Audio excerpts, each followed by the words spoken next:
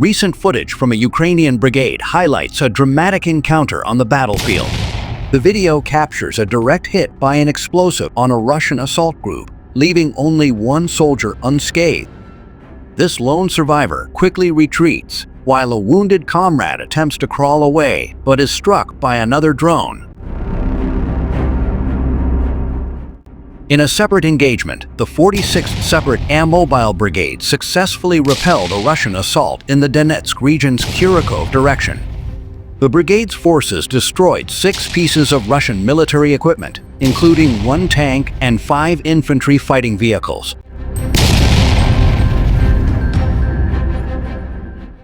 Additional drone footage reveals Ukrainian artillery striking Russian concentrations in Kursk. Demonstrating precision, Ukrainian drone teams directed artillery fire at Russian support units. Early in the video, 2 trucks, including one towing an artillery piece, were targeted. The truck towing the howitzer was destroyed, causing its ammunition to detonate, while the second truck met a similar fate. The footage also shows trucks attempting to hide in vegetation, only to be subsequently engaged by artillery. These attacks are believed to be aimed at countering Russian efforts to repel the Ukrainian invasion of Kursk. Furthermore, paratroopers from the 46th Mobile Brigade have repelled 3 Russian assaults and destroyed 13 units of enemy equipment. The first assault involved a T-90 tank and 2 infantry fighting vehicles, which were immobilized by artillery and finished off by drones. The second assault included 2 convoys with tanks and armored vehicles, all of which were destroyed. In the evening, a third assault involving infantry fighting vehicles and mortar cover was also thwarted. Ukrainian artillery, including systems provided by international partners and the 148th Separate Artillery Brigade, played a crucial role in these defensive operations.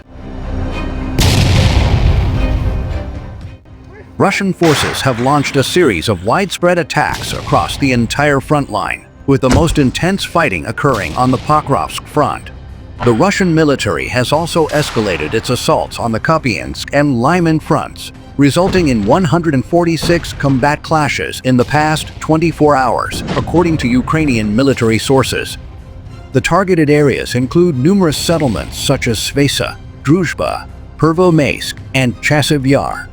Meanwhile, Ukraine's defense forces responded with a series of strikes against Russian personnel and equipment, including air defense and artillery systems. Ukrainian forces also managed to destroy a Russian Zhidel electronic warfare system. On the border with Sumy Oblast, Russian forces are reportedly using guided bombs against Ukrainian settlements, with similar attacks being observed in Russia's Kursk Oblast. The General Staff of Ukraine's armed forces confirmed that Ukrainian troops are conducting operations in the region, inflicting significant losses on Russian forces, including 1,140 soldiers killed or wounded, and the destruction of 47 artillery systems and 17 armored combat vehicles.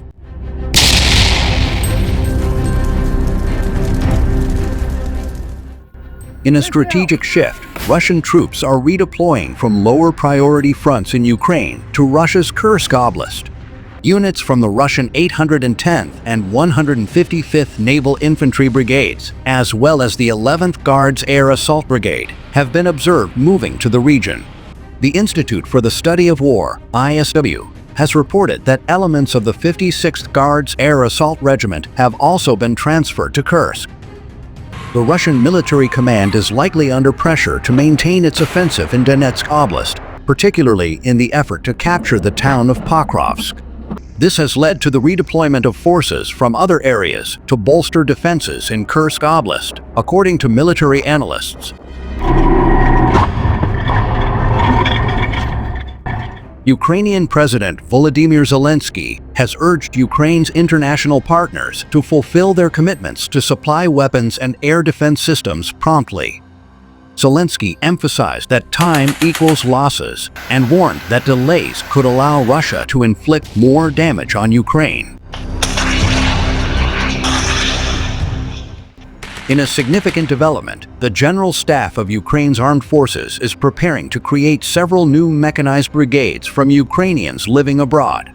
The Ukrainian military pages reported that these units, expected to be numbered in the 160th series, will be primarily formed in Ukraine, with the recruitment of personnel through diplomatic missions.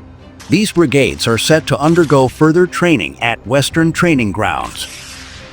A new mobilization mechanism may be introduced, allowing military unit commanders to draft personnel without involving draft offices. Lithuania has pledged to provide Ukraine with 35 million euros for the purchase of radars and mine clearance equipment. Lithuanian Prime Minister Ingrida Šimonytė, during a visit to Kyiv, announced that a new military aid package would arrive in Ukraine in early September, including 10 short-range air defense systems, 30 anti-drone missiles, and other essential equipment. In addition, Lithuania plans to supply over 5,000 domestically produced drones to Ukraine by the end of the fall. The Lithuanian government continues to play a critical role in supporting Ukraine's defense efforts against Russian aggression.